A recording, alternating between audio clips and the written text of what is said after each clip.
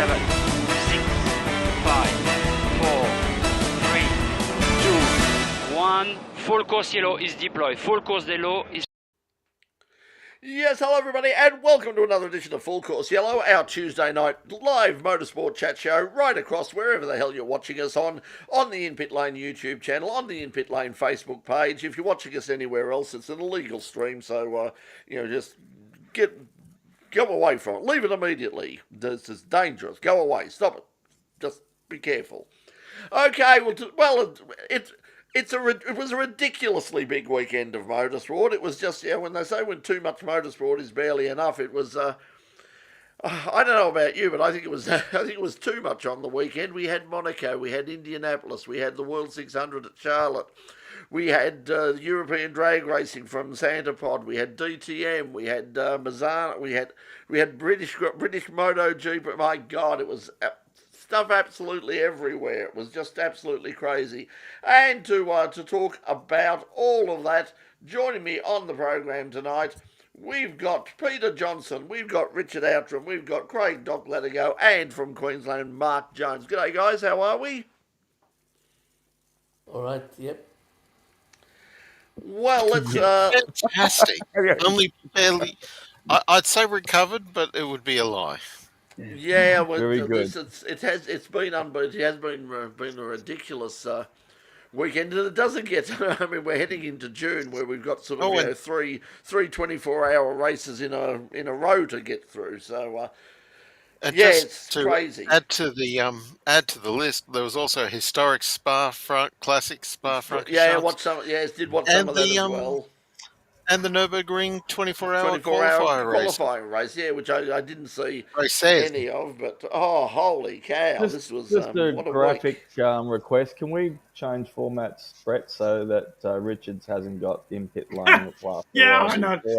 Look, I'll just throw that out. I'm the man in the in pit lane mask. It's actually not a graphic. It's a pair of glasses. It's a bit like what Elton John used to wear. Sing, Richard, sing. That's better. There we go. Now we've got. Speaking of sport, that's all right. I'll give you the updates. So Sophia Kennan's winning up 5-3 in the first. Demon Orr's up, won the first set 6-3. He's up 5-4 in the thing, and Mr. Medvedev is getting a clay bath from Cameron Norrie. He's lost the first 7-5, and he's up 4-1. So the Daniil spit the dummy Medvedev, but loves giving it to the Australian crowd. Is getting a lot of clay thrown at him right now. Anyway, other than that, Doc will have more UFC results coming up later on in the program. Absolutely. Well, my specialty in motorsport, I don't think I can get the words out to talk about this week. I have never been either wanting to explode or I better shut up for the rest of my life on two wheels. Ooh. Well, I want to hear this now. Yes. We'll get to Brett knows what I'm talking about. Well, I don't actually. I mean, I did watch the British Grand Prix, but that was a fascinating race in and of itself. But on the MotoGP, the Moto2 race was one for the ages. The main race, I think it's called 5.1 Section 2.3 or something like that. Really? Better shut up or explode like the other millions of people around this planet at the moment. They're absolutely infuriated. So what that is basically code for Ducati lost. No. There's got nothing to do with Ducati. It's the rules. Well, we'll find out more about... They red flagged a race over there in the UK, apparently, which has got millions of people around this earth that have any interest at all in two-wheel racing, absolutely wanting to go off their dials at the moment. It's not the riders or not the teams or whatever it is. The rules need changing immediately. We'll get onto that in a moment. Let's start off with. I know what this is about. This is all about those new regulations about wearing skirts, isn't it? Yes. It's the apparel. Yeah, it's those chaps. Absolutely. Yeah. Speaking of chaps, there were many chaps who were going around the streets of Monaco over the weekend. It was an absolutely splendid race. Lots of lots of champagne and caviar was consumed, and lots of supermodels were suitably rogered. But apart from that, we had Land, and all is well with the world because Lando Norris has rated yes. the natural. Cheered on by ex-girlfriends, of course. Cheered on by ex-girlfriends, current girlfriends, and no doubt future girlfriends as well. They were all there and having a wonderful time. So, but once again it was a fairly dismal race in terms of passing, but. I don't know, Pete. What did you think of it? It's getting a lot of criticism. And I don't know if anybody's seen the George Russell take on it, which is fairly interesting. But we might get onto that a little bit later. Pete's probably going to take the penalty. Well, it's interesting. We'll get onto that a little bit later. Pete, what did you think of it all? I thought they overthought it. If it was in response to last year and the red flag, and they all changed tyres during the red flag, so therefore they didn't have to pit again. It's pretty simple.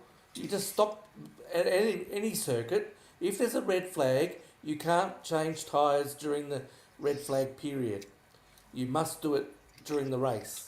And if you're the cause of the red flag, but you've got the ability to come back and have repairs done and rejoin the race, and if the area of the repair is round near the tyres, then that means you have to, if you've only got used, say you're on mediums, and you've only got used mediums left, then you have to put the used mediums on and circle round, and then come back in the pits and do your tyre stop. But by rights, you shouldn't, with the new rule that you're supposed to pull over if you've got a lot of damage and you're putting debris everywhere, because it's usually debris that causes a red flag. You're supposed to pull over and park it. You're not supposed to drive back to the pits. Yeah, that was a bit, and I don't think anything has has anything happened as a result of that? I haven't seen it. No, I haven't seen. I expected, because I think everybody was sort of saying that there would be the stewards would be having a look at that, and there'd be some action taken at some stage for deliberately driving around and not only sort of causing a bit of havoc and leaving a lot of debris on the track, but also blocking the pit lane as well for a period of time. So, yeah, I think that I'm surprised there hasn't been any action taken about it. But there has been some action. George posted up a picture of him and Alex together after dinner, and Alex did foot the bill. There has been some action taken. Well, it was legit. It was today. Yeah.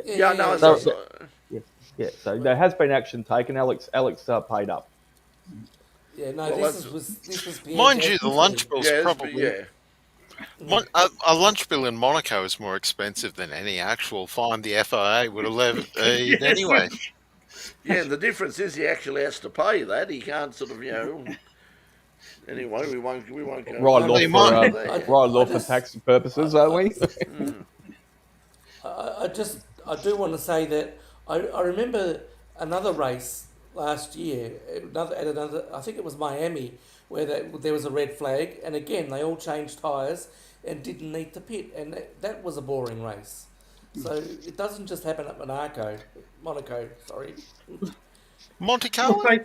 They tried to improve it by having two stops, but they didn't anticipate that they've always got another trick up their sleeve. And everyone just slowed down enough that you couldn't pass, but you made a gap for your teammate, which he could pit under. Oops. But if they kept it, if they made the rule that you're not allowed to change tyres during a red flag period, and they kept it at one stop, I think the interest would have been around Oscar Piastri and his long pit stop. I think there would have been a battle more of a battle Don't make it between... too easy, Pete. I love your rule. Make it no red flag and make it still 2 stops and make it. No, seriously, don't make it easy for them. They'll find another loophole. There was no red flag over the weekend, and there were 2 stops, and they were all banking each other up. And Yeah. It's because they're deliberately slowing up to make a gap. Look, they're just complete bankers, aren't they? Yeah, well, I think that's one of the things that's come out. Like Carlos Sainz has, come out and said that the FIA have got to, and the stewards have got to take action about people going deliberately slow, because he said there's no way they could get past when people like Lawson and a few others were pulling that stunt. I mean, even sort of Max out in front, although there was nothing. I mean, it allowed Oscar to catch up, and that could have become very interesting, and no doubt very smart thinking from Oscar, going, well, if I can just back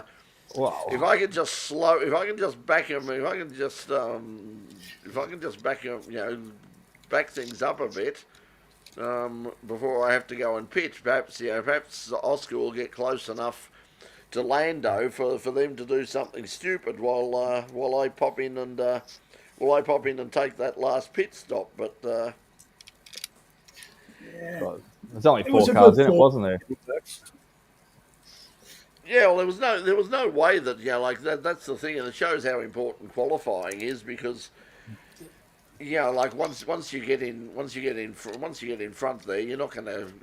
It's virtually impossible to pass. I see Alex Wirtz has made some suggestions about improvements they could make to the track, which would cost a lot of money, but wouldn't totally, wouldn't be ridiculously expensive. He said they're all practical things that could be done, which he and his company, because Alexander Wirtz now has a company which designs racetracks, and he's had the. Oh, of course he does. He's had a look at it. He's had a look at it, and he's had his engineers look at it, and he's got a few relatively straightforward things that could be done.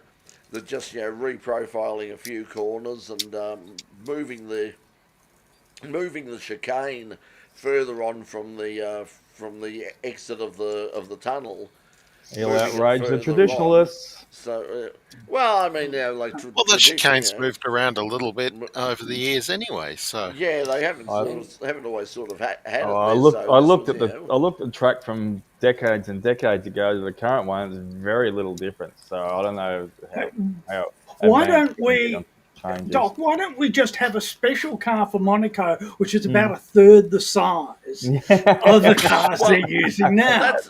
That's why the Formula Richard, I'll still be yelling out. Where's my pressure, Richard? I need you to pressure, please, Richard. I need you to pressure.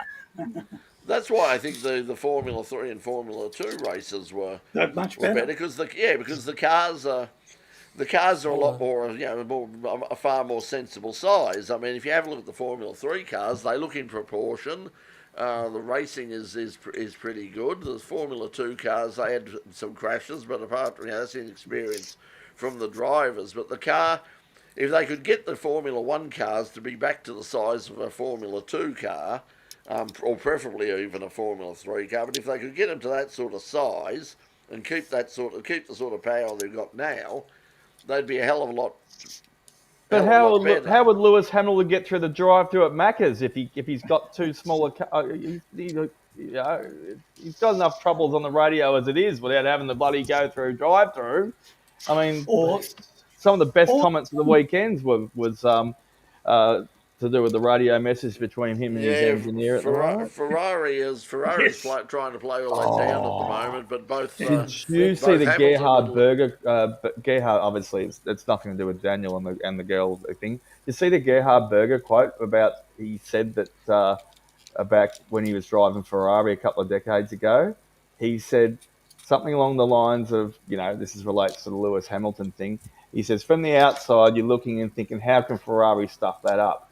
When you're on the inside, it's looking, how can they possibly stuff that up even more than they thought they would?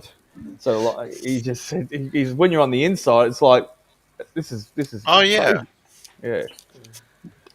The bizarre thing is they're so successful in sports car racing at the moment. I mean, they're absolutely dominating world endurance championships. So I mean, that's AF Corsa that's doing that, not Ferrari. Well, that's itself. true, but that's why perhaps that's the problem. Perhaps they should step aside and invite AF Corsa in to run their Formula One teams for them, or Prema or something. Although if they're Prema, they might get Their pit stop procedure might get a bit worse, though. Yeah. Anyway, let's say hello to a few people. Phil has got his Witten historic photos. Lots of we saw some of them up there from the weekend. Our mate Roy was up there doing some filming as well. So good luck to everybody who was up at Winton. It looked like a very nice weekend, and unfortunately couldn't get up there myself this year. But it was very nice weather, albeit freezing cold, of course, at least for the start of the day. But triple box set a low at the start, right off the bat too. We've got Paul Vandenacker is with us again, as you say, and so is Box. Paul trying to figure out whether the logo covering Richard's face is a good thing or a bad thing. Always good. Always good. Always good. Good day to Jimmy as well, who's joining us.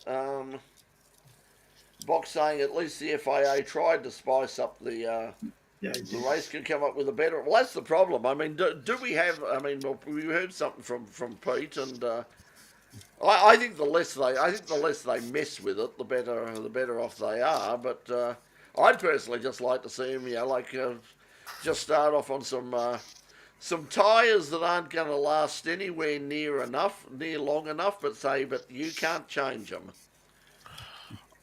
I think what they really need to do to improve what would really help to improve the racing at Monaco is at some point during the race, every driver during a pit stop has to then get out of the car, dash down to the harbour and paddle a rowboat across one of the rows of parked boats, and then they can come back up and resume the race.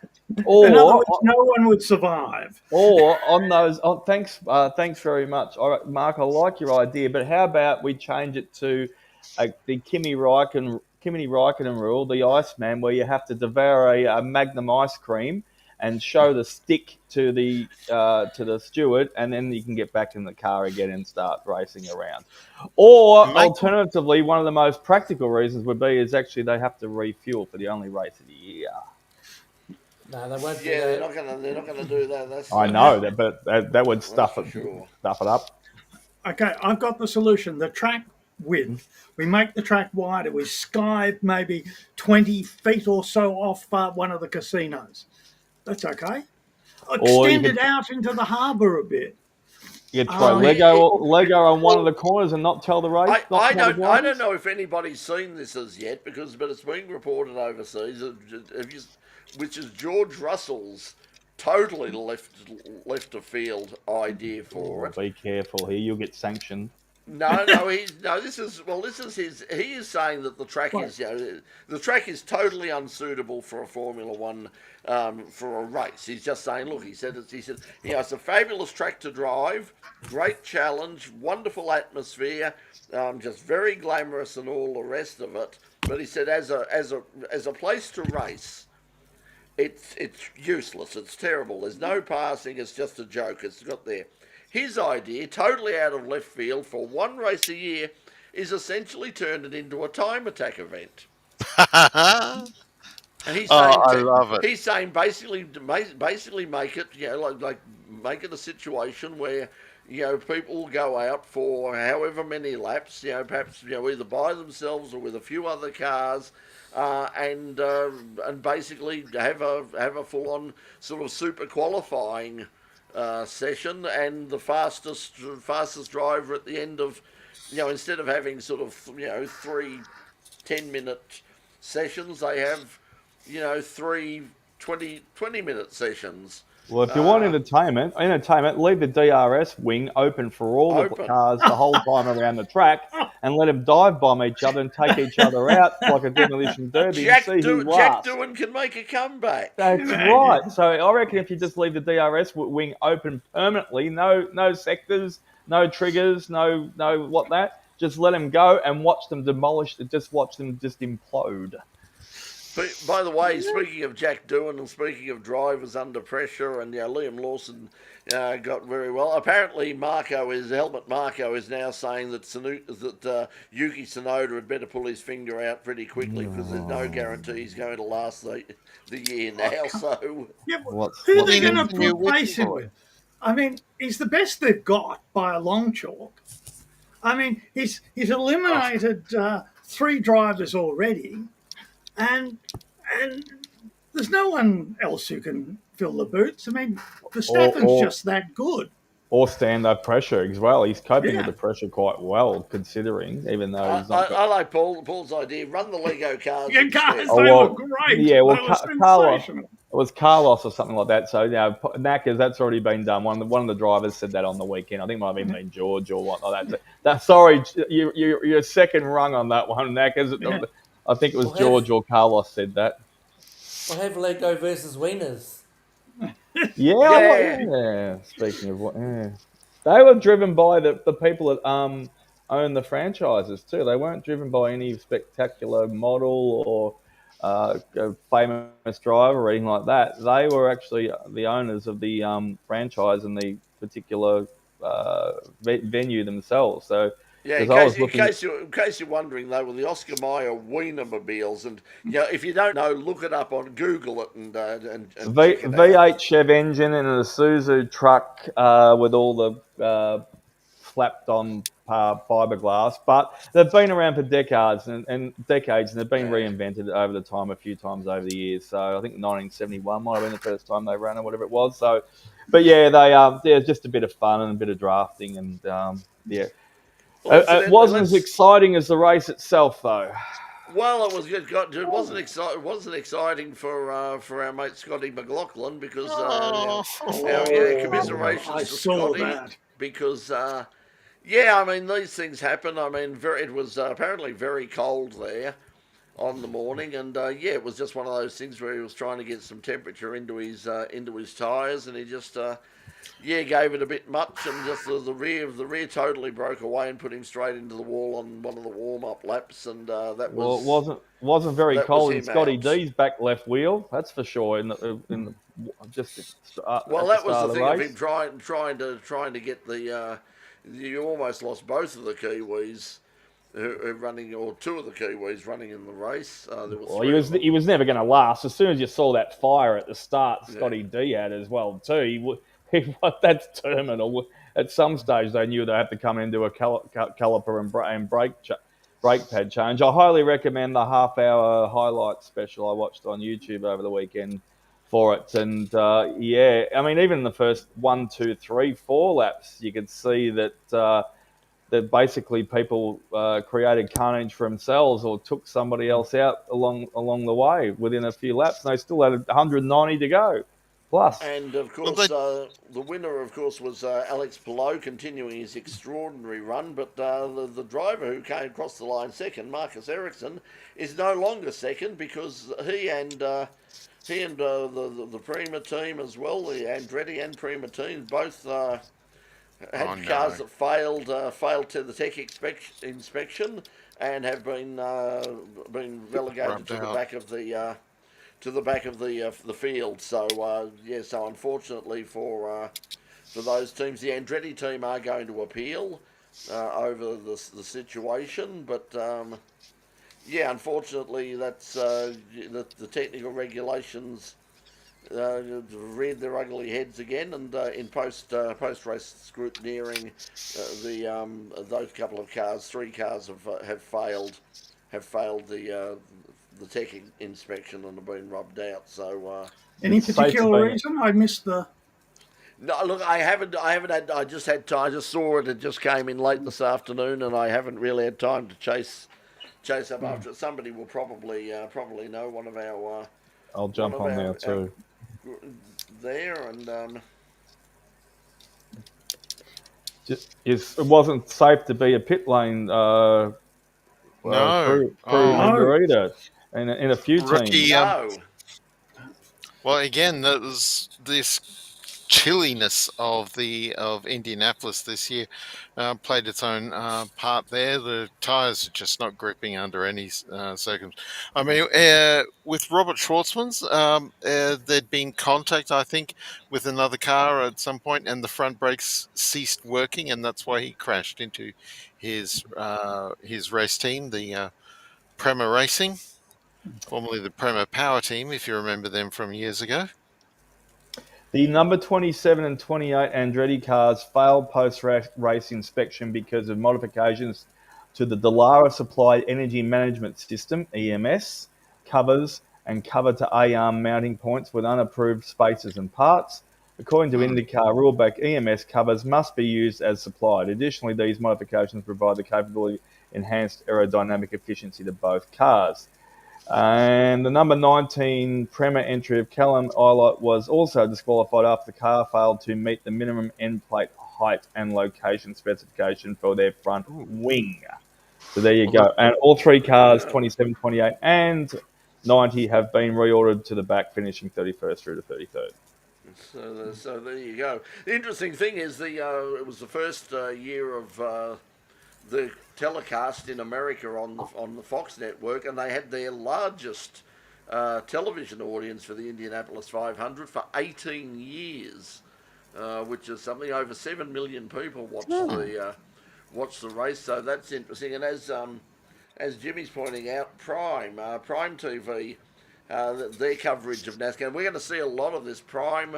You've got Prime involved. You've got Netflix involved in sports as well. Now, Apple TV are apparently very interested in trying to get hold of Formula One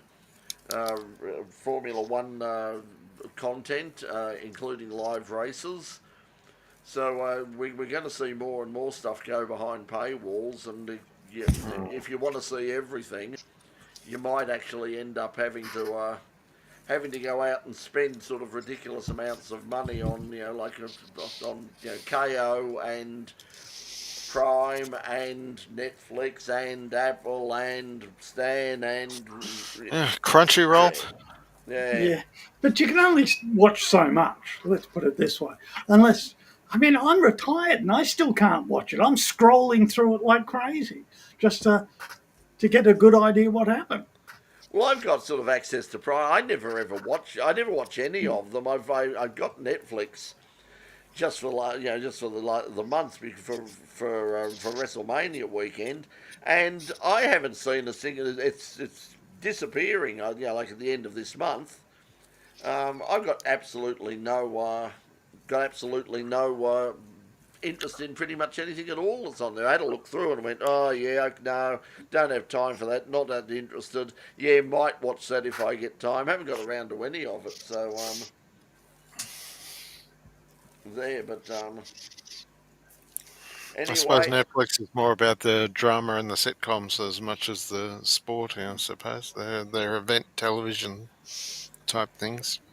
Yeah, well, they're very good movie and documentary and also drama series makers. I actually have watched some bits and pieces. So yeah, they do have got involved in a lot of some of that sort of thing, and it's not necessarily all about sports, as you said too, Jonesy. So I have to agree, but yeah, it's got to be up your alley. So or you like something that obviously creates that level of interest. Like I've got Andor sitting there for the season 2, and I've watched one episode because, like all you guys, I just don't have the time between football and all other things that you do in life. You just don't able to squeeze it in.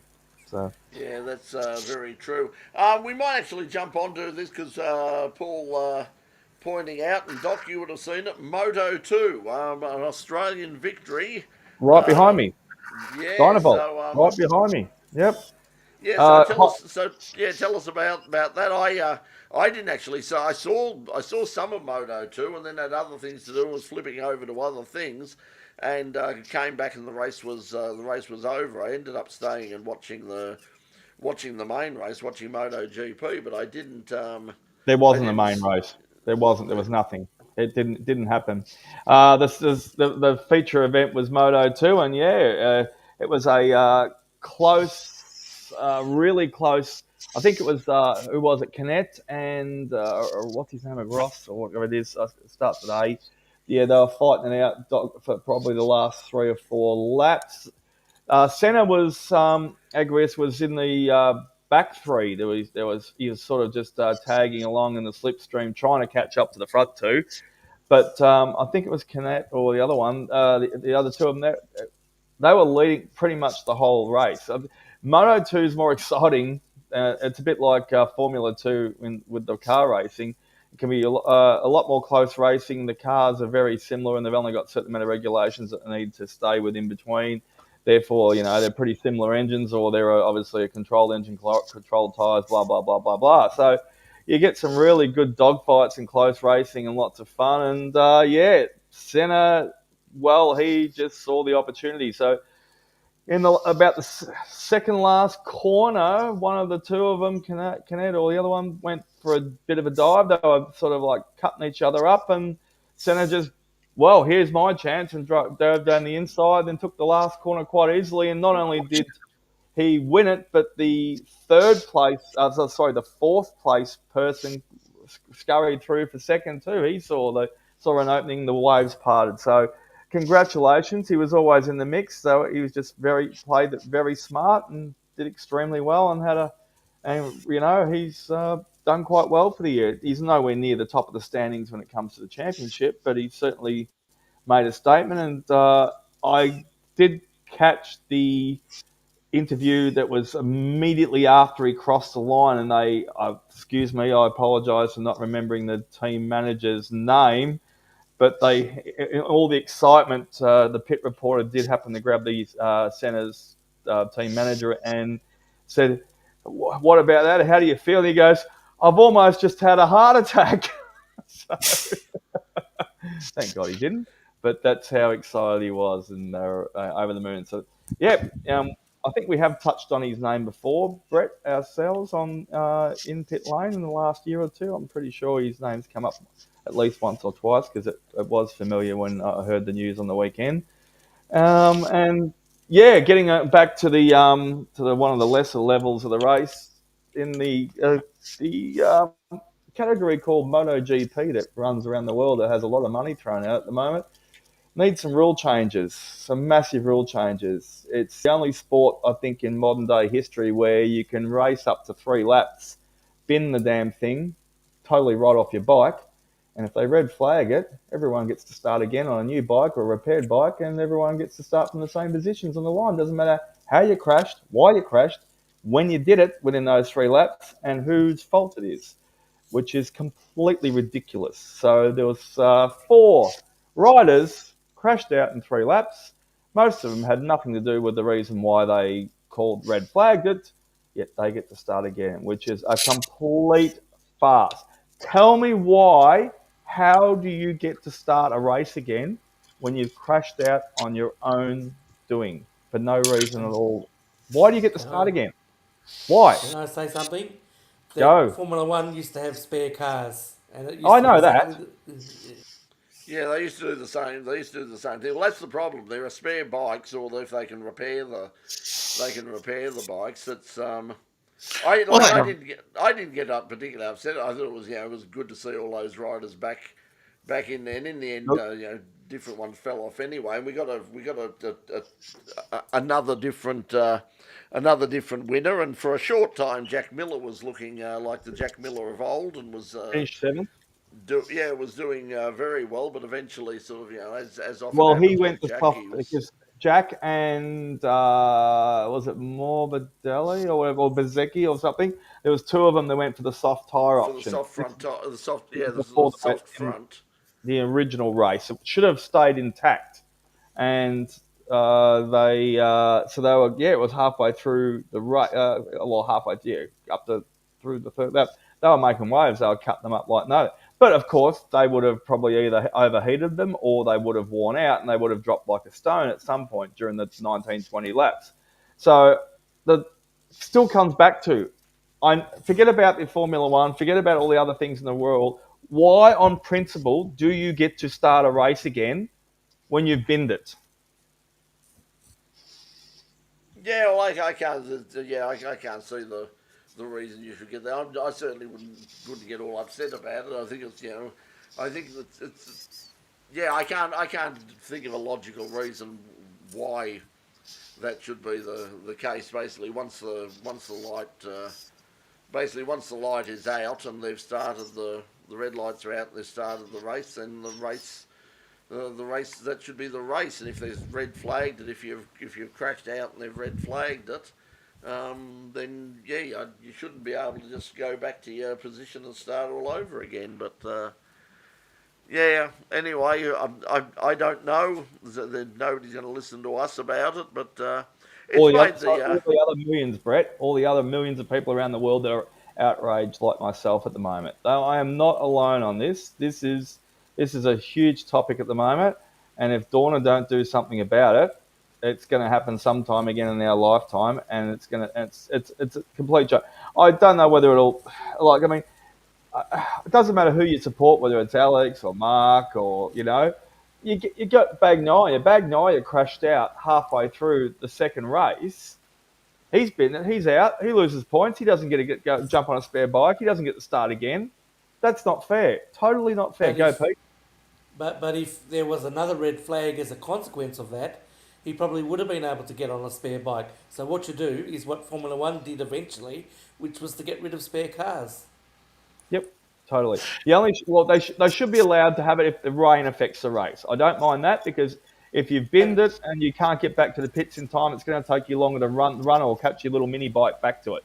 But if you actually decide to pit and change bikes and go to a wet setup and a wet tyre, then everyone gets that same opportunity. I think that should be allowed there.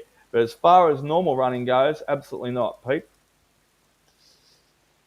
Okay, well that was MotoGP. It was a good race. Apart from that, World 600. Best race of the weekend, and the new AU4 category, which is really renamed as the old Formula 4. But I watched some great racing up north. How good was the AU4? That was better than Formula 1, MotoGP, and over in UK all rolled together. AU4 was. I saw one race. I mean, I normally don't criticise. I'm not keen on criticising people, commentators and all that. But I think they were sort of overselling it a little bit in terms of how big it was and how exciting it was, and like a huge field. There were I think it was 16 cars there, and half of them were the old cars. McGill ones, yeah. But the racing was great. Forget about all the other selling stuff. The racing itself was fantastic. Yeah, it was. The race I saw was okay. I think it's a shame that they're. Hopefully, it'll change next year. But I think it's a shame that they were sort of relegated to the. To sort of being the undercard of the South Australian State Racing Series. They did at least have some coverage, some streaming coverage on Blendline. I saw Saturday's race, I think I saw, and so I didn't see Sunday anything on Sunday, but because I had other things to do, and that's the problem right at the moment. I mean, you just can't sit. You can't sit all weekend in front of a television and watch lap after lap after lap of motorsport. You got to be out. You're out there either doing it yourself or you're out doing other things. And I was out doing other things on the weekend, and so I missed a lot of that stuff. The only stuff I saw was after that. But once again, coming up this weekend, we've got. Of course, last week I think I plugged the Roll Racing Championships, the second round out at Calder Park. Now that was cancelled. Because of weather. That's going to be run. That was postponed. It's going to be run this Sunday at midday, which is a nice, sensible time to start. And thank you, Pete Vasiliadis, for making that possible, because it means I won't have to get up at some ridiculous hour. Weather Sunday, 6-degree morning, 18-degree afternoon. Yeah, that looks healthy. Yeah. So I was looking. So it'll be time to sort of get a bit of sun out onto the track. Hopefully, will warm up a little bit and be able. The warmest day in sit there going. Yeah. Getting a tan. I don't understand. I thought you guys knew better than this, that there is no such thing as a reliable Melbourne weather forecast that isn't more There than isn't. We 20 live in minutes hope. old. Well, there is Don't ruin the dream. Seriously. there is at the moment, which is basically no rain. I was saying to Pete beforehand. I don't know about you guys when you woke up this morning, but just I woke up to a sea of red mud. Yes, Just all over the car. everywhere, all over Yes, the cars, all over the we, streets. It well, was yes, we the did. dust storm that hit last night, blowing down all the way from the Mallee, and that's how desperately dropped. Somebody was saying on the today that for the last 6 months they had a rain gauge in the back of their. I think they're out the back of Bendigo, and for the last 6 months the rain gauge in their backyard has had a total of 2 millimetres of rain in the last since summer.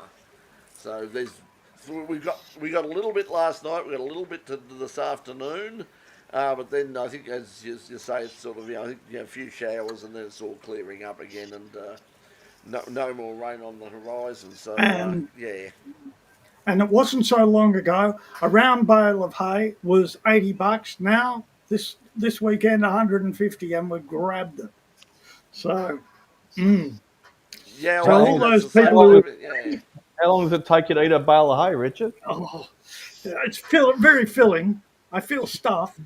Yeah, well, So it's good fibre and yeah. I just can't wait for Dorothy to turn up. Dorothy the dinosaur? No, Dorothy, no. the Tin Man, the Man of Straw. Yeah, Oh. yeah, I've yeah. seen a few minutes. Sorry, a Yes, bit too obtuse. Jared raising the thing, Nissan winning with a red. That was sort of different because red that was, flags they always go back a lap after a red flag. and they haven't changed that rule. 2 laps. So Mark, but, one lap or two. I think they went. It was They 2 gave that year because basically the yeah. sheer volume of crashed cars that occurred over the course of that instance meant they had that when they wound the race back 1 lap, only half the crashed cars were included in the classification, so they had to wind it back a second lap to get everybody in. But by the same token, that was one of the oh boy, it's one of the strangest days of Australian motorsport. That one, really and wasn't. mind you, red flag was the only possible solution Oh, cool. to that. People forget that there was quite a few more incidents than what the TV caught up with. Of course, you might remember there was the Toyota Corolla that bounced off the wall, and when I say bounce, I do mean bounce. It was like a basketball flying through the air off the corner turn 2 at Griffins. And the driver of that Corolla, I think it might have been Jeff Forshaw, had a broken ankle from the result of that incident. So so there was injured drivers on top. Terry Finnegan, I believe, spun twice during all of that as well. There was contact everywhere. Mark Gibbs in the GIO Nissan GDR hit some pit crew when he was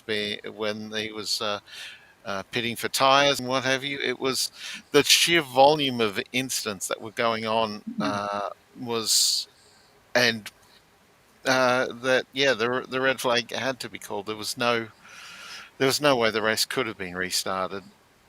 There was actually rivers running across the track in numerous places. It did yeah, stop it was, raining quite soon Yeah. afterwards, but that's not the point. And there's a bright line rule with weather, and that's when the next flag point can't see the preceding flag point, then it's possible that a car can crash and be unsighted by any flag points while doing so, and that's bright line safety rule of Unacceptable. motorsport, and and That that was some of transfers the to incidents. Aussie rules too, Jonesy. We are not allowed to run a football game if the goal umpires can't see each other from one end to the other. And that makes perfect Facts. sense to me. yeah. Yep. Yeah, no, that's very, very true. Well, I We've got seen particularly down at Phillip Island, but also at Winton as well with fog. The same thing applies there, and there's also up at Bathurst we've seen it. So if the And the occasional hailstorm at Queensland Raceway. yes, well that's true. Yeah, Okay. yeah. 18 months ago, we had a rain at the Bathurst Challenge, just like that. Incredible. You arrive at the kink before the chase, and there's literally a river running across it, and I'm going, "Oh, how fast can you go through this?" Brett mentioned the stuff going over there in UK, which I caught a bit up of. That was good to see some of the classics go through, but something that hasn't been mentioned at all, which I did catch, I think an hour of it at least. I think I squeezed it in. I did 5 football games on the weekend, 5, no less than 5.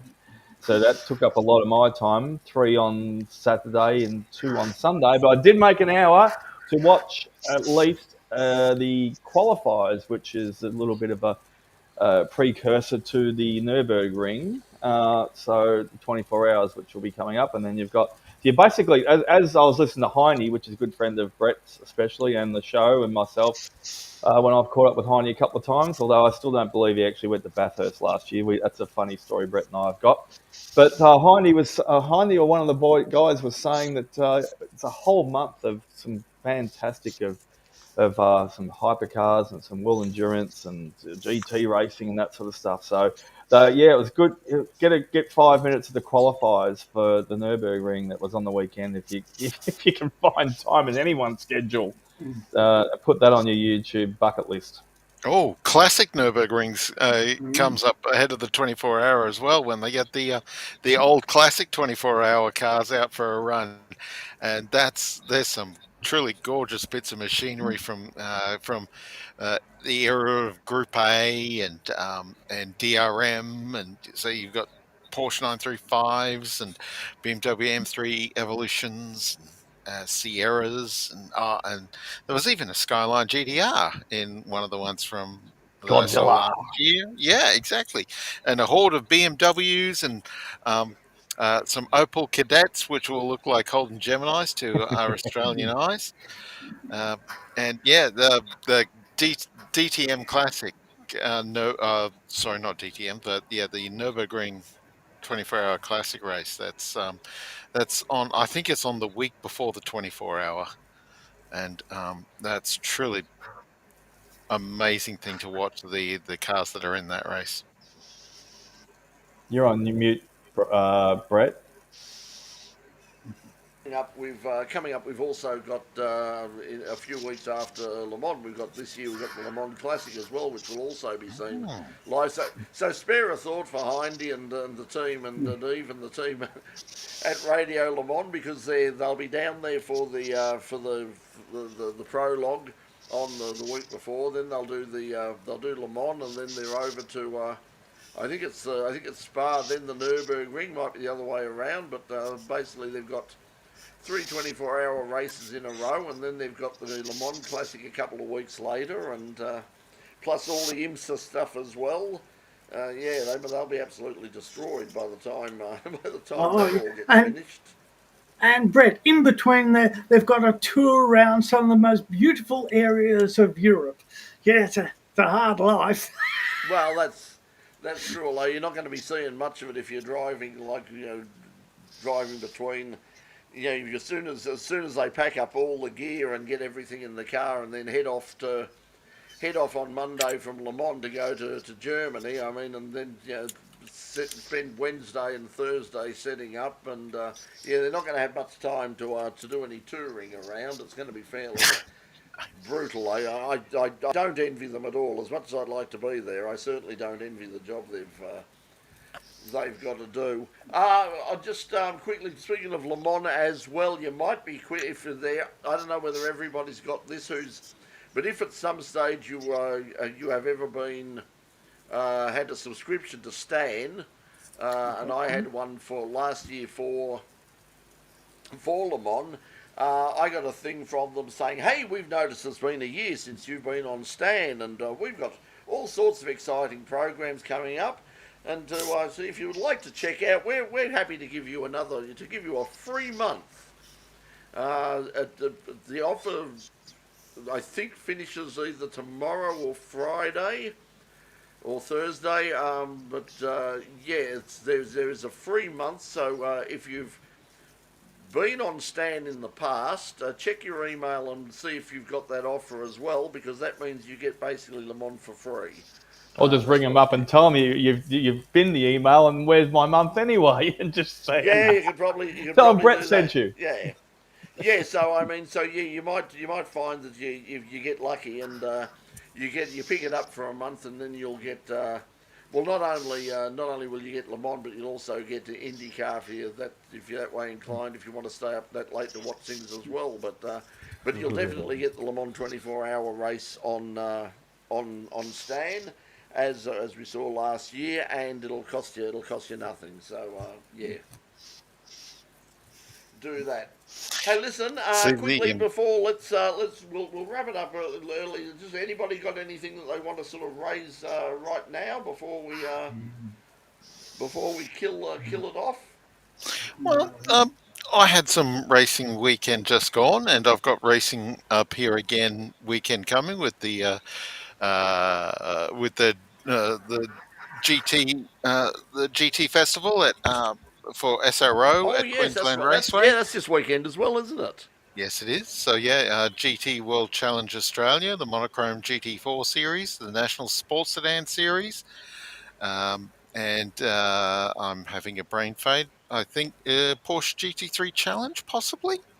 Yeah, I think Um, there's quite a and quite a few this, things on. They'll all yeah, be on they'll all be on 7 Plus as well. And mm, also we've got coming up. I don't think it's this week. I think it might be the next weekend. Because I'm terrible with dates. But coming up very soon from up your way, the Winter Nationals from Willowbank Raceway, yeah, and they've dear announced next door today. neighbours. Yeah, they've announced the obviously the finals and the eliminations will be on 7 Plus, but they've also announced that all the lead up, all the time trials, all the qualifying, practice qualifying, everything, and all of the initial early rounds of eliminations for all the categories, including the sportsman's categories, will all be on Willowbank's YouTube Who's on the channel. rocking horse? So we will have lots of drag racing coming up over the next couple of weeks as well. So yeah, that'll be good as well. So yeah, no shortage of motorsport, that's for sure. No, and had a full a full weekend of racing weekend just gone as well. We had Queensland Touring Car Championship, the XL Cup, Supercarts, Trans Ams, and production cars were out for a run. With the Queensland production cars as one of the strongest states for production car racing, so there were plenty of the Bathurst 6 hour cars out there having a run, and it was Beric Linton who won all 4 races and was looking absolutely sensational all weekend in his dark blue BMW M3. Robert Gooley in the Speed Cafe BMW M4 was second in 2 races, and then in the third race broke down, unfortunately. So second for the round eventually went to Stuart Gamble's BMW M2. And Carly Boccini was third for the round in her BMW 340i. That was fantastic to see. And yeah, Carly was beat her father Paul straight up in their battles for what eventually became third and fourth for the weekend, with Tony Quinn having some problems with the Chevy Camaro that prevented Tony from coming out and for the final race. And Jake Camilleri, as you might expect in that Mazda 3, was just he was top 6 in the points for the course of the weekend. It was so there was some fantastic stuff going on there. The XLs were doing what they do. They're always fascinating and entertaining to watch. And the Luke Rinaldi, Zane Rinaldi's younger brother, for those of you familiar with Zane from Toyota 86 Racing, Luke won the round ahead of Tyler Collins and Brett Parrish. Tyler Collins, a former Australia champion in XL Watch out for Andrew Edser. He's been a new addition to our Trans Am series up here in Queensland. He's taken over John English, his old Pontiac Firebird. Andrew's come across from Superbike racing, where he's raced in the, I think, 600 Super Sports. And since converting to four wheels, well, he's done two four-wheel race meetings in the Trans Ams in the Firebird, and he's won every race he's contested. He is he's a fantastic talent, and he could be onto something pretty special if the opportunity presents. So watch out for if that name comes up at any point for Andrew Edser. Yeah, the Trans Ams, they're pretty good. Those the Firebirds are a fantastic car because we didn't see really any of them running in the golden days of the Touring Car Championship in Australia. The only one that we They're ever saw effectively was, Chevrolet Camaros with different bodywork. So yeah, so we did see Rod Coppin from New Zealand come over, and I remember him racing. It was a real big deal to see that car racing out at Calder because quite a couple of the New Zealand guys came over to race at Calder, and that was one of the cars that was out there. Was very there. Well, Jared's saying that it's about TCR. Stan trying to get with TCR. Stan have got nothing to do with TCR. That whole series has been dropped from Stan. That TCR is now part of the Speed series, and that's on the. Some rounds 7, on won't it? 7. Yeah, that'll be on the 7 network, except for yeah, not sure what's going to happen for the World Tour round, but I'm assuming that will be on 7 as well. And then, of course, the final round of the Australian Series is going to actually be at Macau, which is bizarre, but that's the way it's going to work. So they can't afford to go to Tasmania, they can't afford to go to Western Australia, but apparently they can afford to get them to Macau. And basically, what they'll do is they'll hitch a ride with the other World Tour. With the other World Tour cars and teams that are coming out here for the race at the Bend. Should be a good meeting, that one. That's because you'll have the World Tour at the Bend along with the supercars and a few other things. So yeah, that'll be a big meeting. So we'll see that on Foxtel and 7. But yeah, that's probably not a bad idea. They could sell everything over there and not have to bring the cars back to Oz. That was the original idea for the World 4 TCR. That's what a lot of people thought would happen, is that the European teams would come over and do Macau, leave their cars behind. They'd go into the Asia series.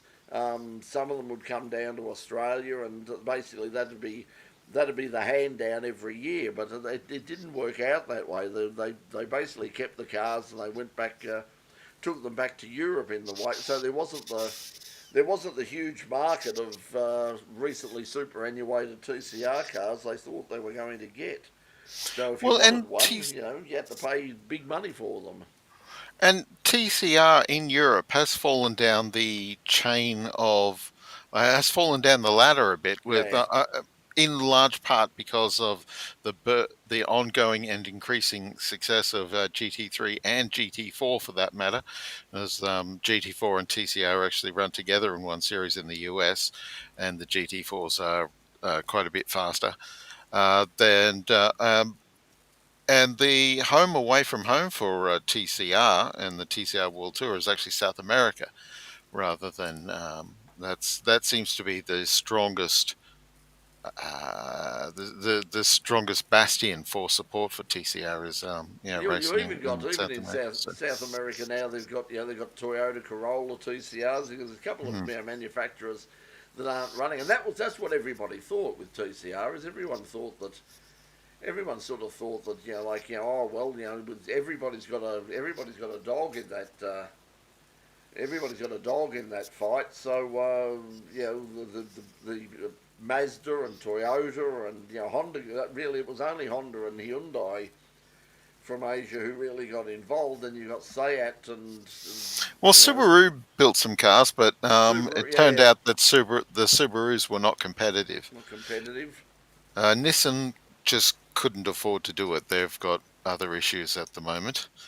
And well, Honda don't mind getting their small touring cars out for a run, and of course they're pushing things over in America. And Hyundai love the heck out of the series, and of course Volkswagen had three of their brand labels building TCRs at one point. You know, they were the Seat, the not Seats, Seats originally, but then Yeah, Cupras with Cooper, and yeah.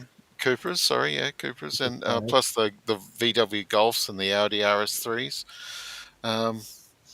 But yeah, no one else in the UK seemed to be like the Vauxhall and Vauxhall Opel had a go, but then it We're was both around that basic time that they Dennis were sold to brands, so Peugeot. yeah. Peugeot. Peugeot are quite interested in it, of course, and although they subcontracted out to development of their cars to Australia, um, Yeah, with so Gary Rogers in Melbourne, of course. that'll be interesting. I think Gary was hoping. I Yeah. imagine that would really take off. I mean, they're still keeping their fingers crossed for TCR. I just can't see it. I really like the. I really like the racing. I think the racing's been Oh, fantastic. I think the cars have been, of course. When you said Asia before, you forgot to mention Lincoln Co. Oh, Lincoln Co. Yeah, I keep forgetting about. There was a I mean, terrible name they're for easy that. to forget because they're basically Volvos underneath Vol- the bodywork. Yeah, well, if they were called Volvos or something, but yeah, Lincoln Co. is such a terrible name for a car. But anyway, hey, listen, I think we'll call it that. We're now well over. We're over the hour. We've managed to kill another hour. Not sure whether I'll be here next week. I've got some other things on. So keep an eye out. And by the way, if you're in Melbourne, the final episode of the Tune-Up is happening this Friday night at 8 o'clock. We had a fabulous band on. Gets repeated too, Brett. It's on 12 o'clock on Saturday nights as well. On Saturday, yeah, the Channel 31 sort of tend to repeat things all over the place. I remember, people.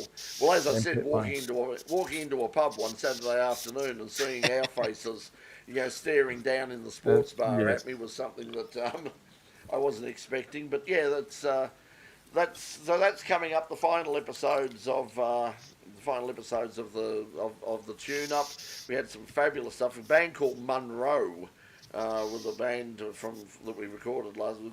Great, very theatrical, very inspired by bands like Queen and those sorts of people, and really fabulous, great entertainment. Luna described them as glam rock. Yeah, I'm not as glam, but certainly 80s and sort of late 70s.